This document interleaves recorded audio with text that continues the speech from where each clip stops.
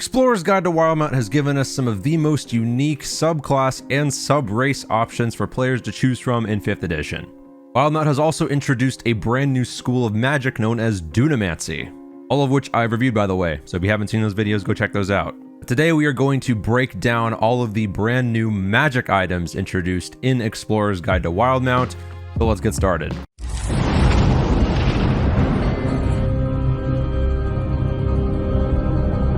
As always, if you enjoyed this video and want to see more reviews on all 5th edition material or just anything D&D, be sure to subscribe. If you want to have a more in-depth conversation on everything Wildemount, then be sure to drop into my Twitch stream. I stream every Monday, Wednesday, Saturday, link to that in the description below. Without further ado, let's look at the new magic items in Explorer's Guide to Wildemount. Really quick before we get started, it should be noted that many of these items were created for the specific purpose of using in a campaign set in the Wildemount campaign setting. However, I will be reviewing these as if you are able to just drag and drop them into whatever campaign setting you happen to be running in, Forgotten Realms, Eberron, Wildemount, whatever it may be. When reviewing each of these items, I will be considering the rarity, the attunement factor, as well as whether it is a permanent or consumable item, as in my opinion, that should be a major factor in how easily it is to acquire these items. Now, there are quite a lot of these items, so let's just jump right in. These will also be done in alphabetical order, by the way, so keep that in mind. We start off with the Acreon blade, a weapon and a sword of rare quality that requires attunement. The black blade of this sword is crafted from mysterious arcane alloy. You gain a +1 bonus to attack and damage rolls made with it. While the sword is on your person, you are immune to effects that turn undead. You also get the Dark Blessing feature. While holding this sword, you can use an action to give yourself 1d4 + 4 temporary hit points. This property can't be used again until the next dawn. So this is essentially a free cast once a day of False Life. You also get Disheartening Strike. When you hit a creature with an attack using this weapon, you can fill the target with unsettling dread. The target has disadvantage on the next saving throw it makes before the end of your next turn. The creature ignores this effect if it is immune to Frightened condition. Can't use it again until the next dusk once you use it. Now, if you watched my part 1 of this series of reviews, you will remember that there is a new race that functions similar to a Revenant type called the Hollow One. And while you are that race, you are considered an undead. So having this sword as that race makes you immune to the one thing that you were kind of weak to as that property, being the turn undead effect. It's just something to note there. Otherwise, this is a pretty nice weapon. It's fair. It's a +1 weapon that has 2 small bonus effects. Typically, rare swords would usually have a +2 value at least, but the extra features here make up for it, so it's nice overall. Moving on, we have Amulet of the Drunkard. Wondrous item, uncommon, does not require attunement. This amulet smells of old ale-stained wood. While wearing it, you can regain 4d4 + 4 hit points when you drink a pint of beer, ale, mead, or wine. Once the amulet has restored hit points, it can't do so until the next dawn. So right away, this is basically the effect of a greater healing potion, which typically costs around 150 to 200 gold, maybe a little bit more or less depending on the campaign you're in. But being able to essentially save 200 gold per day in an uncommon magic item for the cost of like 2 silver, that's pretty powerful. This is a good one. Ooh, this next one's a doozy. We have the Arcane Cannon, a wondrous item, very rare, does not require attunement. This large cannon is imbued with magic. It requires no ammunition and does not need to be loaded. It takes 1 action to aim the cannon and 1 action to fire it. After the cannon is fired, it must recharge for 5 minutes before it can be fired again. The creature firing the cannon chooses the effect from the following options. And there are 5 different ones here. Acid Jet. The cannon discharges acid in a 300-foot long line that is 5 feet wide. Each creature in that line must make a DC 15 Dex save or take 22 or 4d10 acid damage on a failed save and have as much as a successful one. In addition, a creature that fails its saving throw takes 11 or 2d10 acid damage at the start of each of its turns. A creature can end this damage by using its action to wash off acid with a pint or more of water. That's pretty powerful. Fire Jet. This cannon discharges fire in a line 300 feet long and 5 feet wide. Each creature in that line must make a DC 15 Dex save or take 33 or 6d10 fire damage on a failed save or have as much on a successful one. The fire ignites any flammable objects that aren't being worn or carried.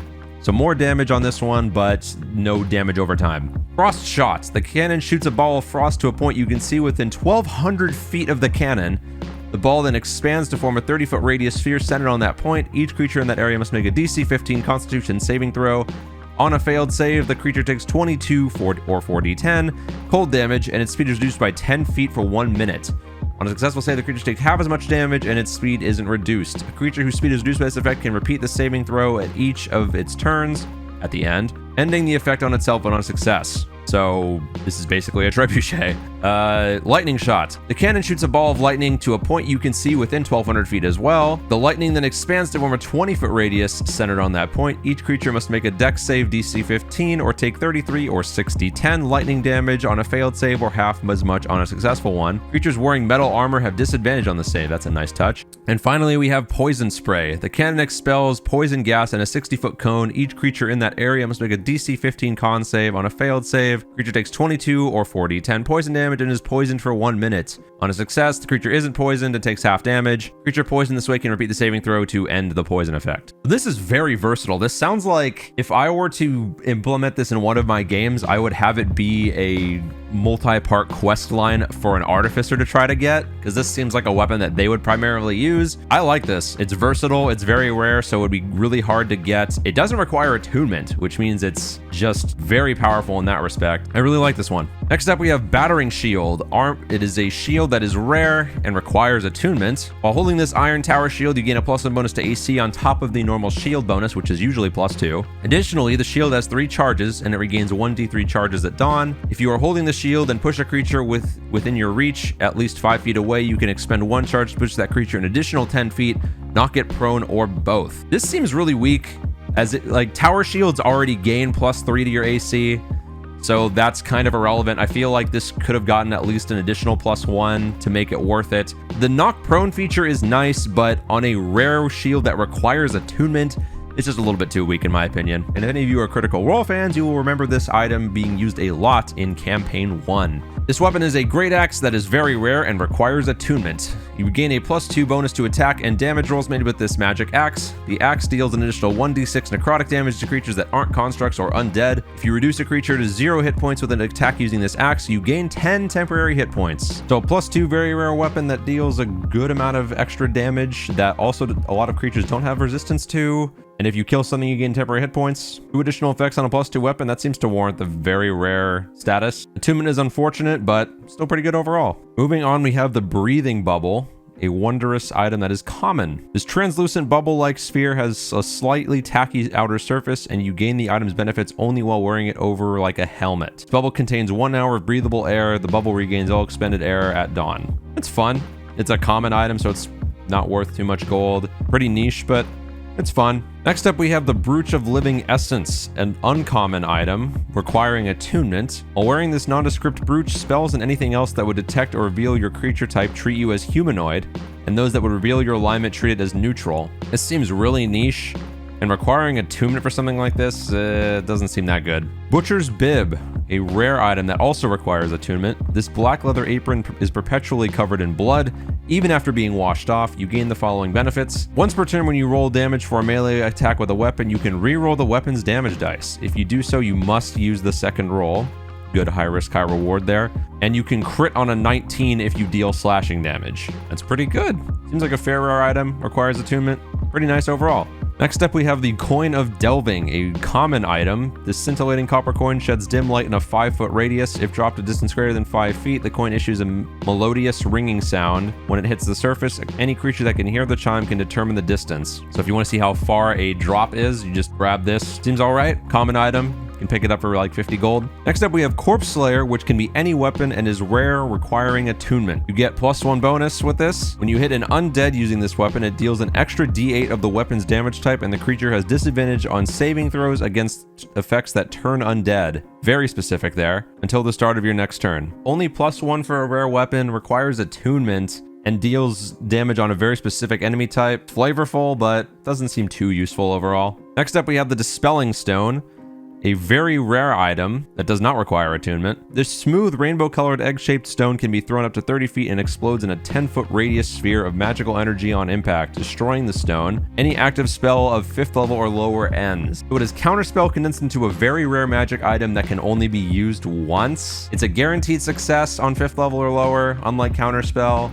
but destroying the stone after the first use for a very rare item, you would obviously price this lower in any sort of magic shop due to its consumable type nature, but I don't know. It seems slightly weak only because of its very rare nature, if you play by those kinds of rules. Next up, we have Dusk Crusher, a warhammer that is very rare and also requires attunement. This item takes the form of a leather-wrapped metal rod emblazoned by the symbol of Pelor, the Dawnfather. While grasping the rod, you can use a bonus action to cause a warhammer head of cracking radiance to spring into existence. The warhammer's radiant head emits bright light in a 15-foot radius and initial dim light in a 15-foot radius. The light is sunlight. You can use an action to make the radiant head disappear. While the radiant head is active, you gain +2 bonus to attack and damage rolls with it, and attacks with the weapon deal radiant damage instead of bludgeoning damage. An undead creature hit by the weapon takes an extra 1d8 radiant damage. While you are holding Dusk Crusher and the radiant head is active, you can use an action to cast the Sunbeam spell, and once you do so, you can't do that again until the next dawn. Now, for those of you who need a refresher, Sunbeam is a 6th level spell that essentially hits targets with 68 radiant damage once they make a con save. If any of you guys are familiar with Critical Role, Keyleth often loved to spam this in combat. It's very effective, and being able to just cast this with a magic item with a guaranteed spell save DC,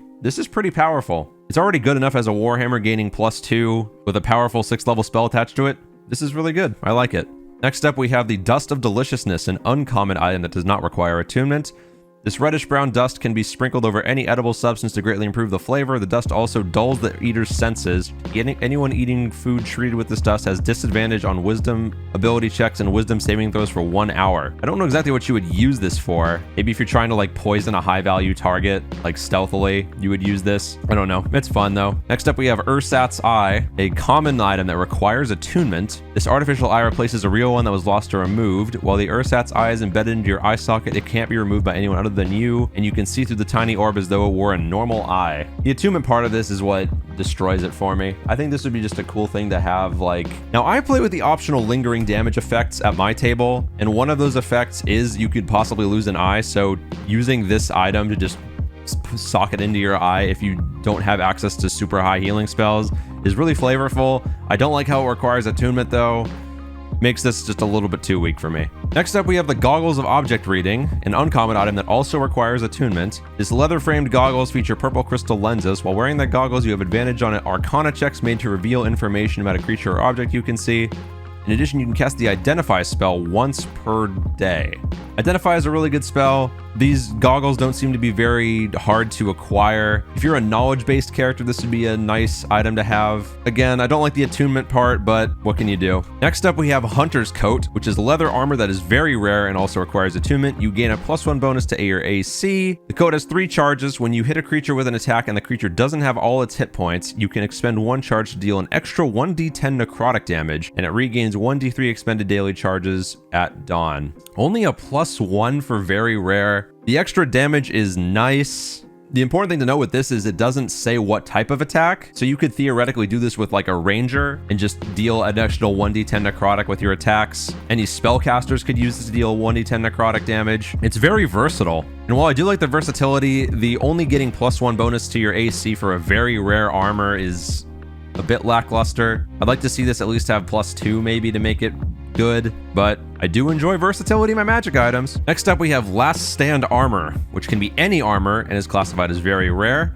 You have +1 bonus to AC while wearing this armor, which shimmers softly. If you die while wearing this armor, it is destroyed, and each celestial, fae, and fiend within 30 feet of you must succeed on a DC 15 charisma saving throw or be banished to its home plane of existence. This is extremely niche, and again, only +1 for very rare. However, it does not require attunement, so you don't have to make any super hard decisions. Like if you get this, you'd obviously just wear it. It's extremely niche, but it seems like it would be very fun to use in those circumstances where it would be useful, so it's all right. Next up, we have the Luxon Beacon, a legendary item, does not require attunement. This dodecahedron of faintly glowing crystal is heavier than it appears. A set of handles are affixed to its sides, and it pulsates and thrums when touched. Fragment of Possibility. A creature that touches the beacon and concentrates for 1 minute receives a Fragment of Possibility, which looks like a tiny grayish bead of energy that follows the creature around, staying within 1 foot of it at all times. The fragment lasts for 8 hours or until used. Once the beacon grants the Fragment of Possibility, it can't grant another until the next dawn. A creature with a Fragment of Possibility from the Luxon Beacon can't gain another Fragment of Possibility from any source. When a creature with a fragment possibility makes an attack roll, an ability check, or saving throw, it can expend its fragment to roll an additional d20 and choose which one to use. Alternatively, when an attack roll is made against the creature, it can expend its fragment to roll a d20 and choose which of the d20s to use, the one it rolled or the one the attacker rolled. If the original d20 has advantage or disadvantage, the creature rolls its d20 after advantage or disadvantage has been applied to the original roll. This is very similar to that one ability the new subclass for Wizard gets, but in a legendary magic item. It also has the Soul Snare ability. If a follower of the Luxon who has undergone a ritual of consecration dies within 100 miles of a Luxon beacon, their soul is ensnared by it. This soul will be reincarnated within the body of a random humanoid baby developing within 100 miles of the beacon. Now, I must confess I have not watched all of Critical Role Season 2. I'm assuming this comes into play in a huge way in that campaign, but this is a strange item. But looking at this just through the framework of magic items by itself, it seems really weak for a legendary. As I said, the new Wizard subclass already gets this ability and can use it way more than once per person. So, I don't know, it seems really weak just looking at it as a magic item alone and not through any other lens. Next up, we have the Needle of Mending, a rare dagger that requires attunement. This weapon is a magic dagger disguised as a sewing needle. When you hold it and use a bonus action to speak its command word, it transforms into a dagger or back into a needle. It functions as a +1. And while holding it, you can use an action to cast the Mending cantrip from it. Seems very utilitarian, but requiring attunement on something that's this weak, not a fan of it. Next up, we have our next legendary item, the Nightfall Pearl, that requires attunement. Used to summon Night, this 6-inch diameter jet black orb is cold to the touch. You can spend 10 minutes to activate it, causing the area within 10 miles of it at the moment of activation to become night, even if it's daytime. This night lasts for 24 hours until you cancel it as an action or until your attunement to the pearl ends. Once used, it can't be used again for 24 hours. So you could use this to make an area permanently night. That's extremely flavorful. A legendary means it's going to be really hard to come by. Requiring attunement means you have to invest in it. But 5 out of 5 for flavor, but power level just seems a bit too weak. Next up, we have the Orb of the Veil, a very rare item that requires attunement. This onyx sphere bears deep, spiraling grooves and dangles from an iron chain. While the orb is on your person, you gain the following benefits. Your wisdom score increases by 2, as does your maximum for that score. That's very nice. You gain dark vision out to a range of 60 feet. If you already have dark vision, you gain an additional 60 feet of dark vision. You have advantage on wisdom checks to find hidden doors and paths. However, the orb is cursed. The orb is cursed, and becoming attuned to it extends the curse to you. As long as you remain cursed, you are unwilling to part with the orb, keeping it on your person at all times. All non-magical flames within 30 feet of you automatically extinguish, and fire damage dealt by you is halved. Very specific there, but again, this is obviously meant for a Wildemount campaign setting. The wisdom score increasing by 2 and increasing your max if you already have like 20, you could get a maximum of 22 just by having this, is very nice. The additional dark vision is nice, and basically gaining advantage on investigation checks, that's essentially what that is really good for a magic item. The curse is oddly specific, so it doesn't seem like that much of a downside, at least in my opinion. Attunement seems fair for all of the benefits you get with this. I like it. Next up, we have the Potion of Maximum Power, a rare potion. The first time you cast a damage-dealing spell of 4th level or lower within 1 minute after drinking the potion, instead of rolling dice to determine the damage dealt, you can just have the maximum. The glowing purple liquid smells of sugar and plum, but has a muddy taste. Now, right off the top of my head, this just sounds like you can hit something with Blight, and it doesn't have to be a plant to deal the maximum damage. So, the highest spell that I can think of that you can use this with is Blight, which is 8d8. So just being able to deal like 64 damage, or around that much for other spells, just by drinking a potion, that seems fair to have the rare tag tacked onto it. I like this. Next up, we have the Potion of Possibility, a very rare potion. When you drink this clear potion, you gain 2 fragments of possibility as described above, and basically follows the same rules as the Luxon beacon above. You can re-roll anything as if you had advantage or disadvantage and pick whatever roll you wanted out of it. However, once you have 1 or more fragments of possibility from this potion, you can't gain another fragment of possibility from any source, including that beacon listed above. So this one seems better because you get 2 of them.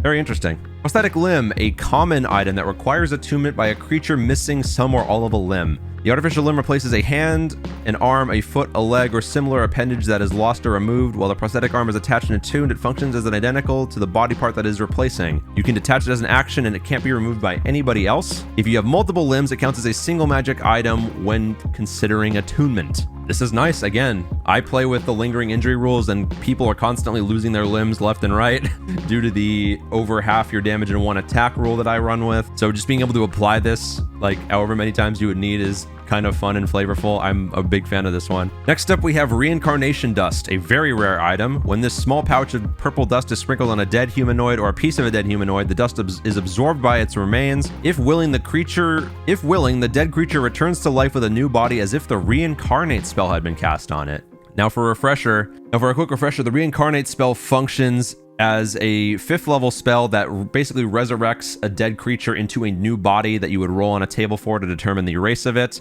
If I also remember correctly, it costs about 1,000 gold to cast. It doesn't say here on the spell, it doesn't say here on the D&D Beyond spell card, but I do believe it does have quite a hefty cost to it. So the very rare tag kind of makes sense, as you're basically casting this spell by buying or maybe finding this item at the end of a really long quest. I don't know, packing spells into magic items is something that I really like doing, so I'm a fan of this one. Next up, we have the Ring of Obscuring, an uncommon item that requires attunement. This band of iron resembles a skull and is cold to the touch. It has 3 charges and gains 1d3 expended charges daily at dawn. As an action, while wearing the ring, you can expend one of its charges to cast the Fog Cloud spell with the following changes. The cloud is centered on you when it first appears, and the spell lasts for 1 minute, no concentration required. Because if you guys remember, Fog Cloud does require concentration. So this is nice, but requiring attunement on an item that does so little, again, investing this much in it seems a little bit weak, in my opinion. I'm not sure. Next up, we have the Ring of Temporal Salvation, a rare ring that requires attunement. If you die while wearing this gray crystal ring, you vanish and reappear in an unoccupied space within 5 feet of the space you left, or the nearest unoccupied space. You have hit points equal to 3d6 plus your Constitution modifier. If your hit point maximum is lower than the number of the hit points you regain, your hit point maximum rises to a similar amount. If you have any levels of exhaustion, reduce your level of exhaustion by 1. Once the ring is used, it turns to dust and is destroyed. So a rare ring that essentially prevents you from dying. That's really nice. That definitely warrants the attunement. It seems a little bit strong for a rare item, but only a one-time use is a fair balancing act. I'm a really big fan of this item. It seems really nice to have in clutch scenarios. Rod of Retribution. A rod uncommon requires attunement. This adamantine rod is tipped with a glowing crystalline eye. The rod has 3 charges and regains all expended charges daily at dawn.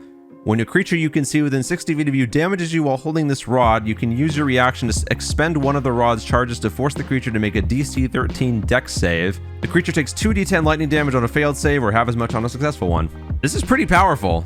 It's basically, it seems like Hellish Rebuke, but in a magic item, and deals lightning damage instead of fire. I'm a fan of this. Next up, we have the Spell Bottle, a legendary item that requires attunement. This glass bottle can store 1 spell of up to 5th level at a time. When found, roll a d6 and subtract 1. The total determines the level of the spell in the bottle at the start. The DM chooses the spell, and 0 means the bottle is empty. A swirling blue vapor fills the bottle while it contains the spell. When the bottle is empty, any creature can cast a spell of 1 through 5th level by touching it while casting. The spell has no effect other than it is stored in the bottle. When holding the bottle, you can cast the spell stored in it. The spell uses the slot level, the spell save DC, spell attack bonus, and spellcasting ability of the original caster, but otherwise treated as if you cast a spell for purposes of concentration. The bottle becomes empty once the spell is cast. If you're holding the empty bottle when you see a creature casting a spell within 60 feet of you, you can open the bottle as a reaction in an attempt to interrupt the spell. If the creature is casting a spell of 3rd level or lower, the spell has no effect and is stored in the bottle. If it's casting a spell of 4th level or higher, make an intelligence check. The DC equals 10 plus the spell's level, so either 14 or 15. On a success, the spell has no effect and is stored in the bottle. Now, that last section makes this item very powerful. Otherwise, it would be very similar to the previous wizard subclass that I covered that already gets this ability as part of its subclass. But being able to catch enemy spells and just throw them back is really nice. Legendary, I don't know about the legendary tag on this. It seems like something that would be very rare, but I really like this item. Legendary requiring attunement though seems a little bit too much investment to make with this though, so I don't know about it. Next up, we have the Staff of Dunamancy, the new magic school introduced in Wildemount. It is a very rare staff that requires attunement by a wizard. This staff of polished gray wood bears numerous runes carved along its length. The staff has 10 charges and regains 1d6 plus 4 expended charges at dawn. If you expend the last charge, roll a d20. On a 1, the staff turns to dust and is destroyed. While holding the staff, you can use an action to expend 2 or more charges. While holding the staff, you can use an action to expend 2 or more of its charges to cast one of the following spells from it, using your spell save DC and spell attack bonus. Fortune's Favor, which is that second level spell that basically functions as the fragment of possibility from the above magic items, for 2 charges. For 3 charges, you can cast Pulse Wave, which is a new spell that allows you to cast a wall of force in a 30-foot cone. Does 66 force damage and pushes things up to 15 feet away for 3 charges, or Gravity Sinkhole for 4 charges, which is also one of the new spells that does 5d10 force damage on a failed save in a 20-foot sphere, which takes 4 charges. However, it comes with a new possibility. If you are holding the staff and fail a saving throw against a spell that targets only you, you can turn your failed save into a success. So basically, you get a free legendary resistance once per day. That is very powerful. I am a big fan of this item. Next up, we have the Staff of the Ivory Claw, a rare staff that requires attunement by any spellcaster. This gray and cerulean staff is topped with a small dragon claw carved from ivory. While holding the staff, you gain a +1 bonus to spell attack rolls. Whenever you score a critical hit with a spell attack, the target takes an extra 3d6 radiant damage. So, a very win more mechanic. You just deal an additional 3d6 damage if you hit a crit. Unclear if you double that 3d6 radiant damage with the critical damage. I'm going to assume you don't, but if you do, very nice. Next up, we have the Vox Seeker, a common item. Does not require attunement. This clockwork device resembles a metal crab the size of a dinner plate. Every action used to wind up the device allows it to operate for 1 minute to a maximum of 10 minutes. While operational, the item uses the accompanying Vox Seeker stat block. This automaton is under the DM's control. A Vox Seeker reduced to 0 hit points is destroyed. It has 14 AC, 7 hit points, 20 feet speed, 20 feet climb speed, very low stats except for wisdom at 10, and con at 12. Immune to poison and psychic damage, immune to basically every condition. It has blind sight of 60 feet, and passive perception of 10, and it has the voice lock ability. The Vox Seeker must move toward and attack the source of the nearest voice within 60 feet of it, to the exclusion of all other targets for as long as it remains operational, and it has Spider Climb, which can climb difficult surfaces, including upside down on ceilings without needing to make an ability check. And for its action, it can make a pincer attack that is +2 to hit, and deals 1d4 piercing damage, +3 lightning damage. For a common item that doesn't require attunement, this is very versatile. This is a really powerful item that you seem to just get really easily. Next up, we have the Weapon of Certain Death, which can be any rare weapon. When you damage a creature with an attack using this magic weapon, the target can't regain hit points till the start of your next turn. Now, this sounds like it could bypass a lot of the undead's regenerative abilities that are normally reserved for like radiant damage. So this is nice in the right circumstance. And that is going to do it for the new magic items in Explorer's Guide to Wildemount. There are some very powerful and unique ones in here, and others not so much, but overall, a very nice addition to the 5th edition magic item pool. If you guys enjoyed this video, be sure to subscribe for the next video. That is going to cover the Vestiges of Divergence for all you Critical Role fans who know what these are already. So be sure to look out for that video coming very soon. And until next time, guys, happy gaming.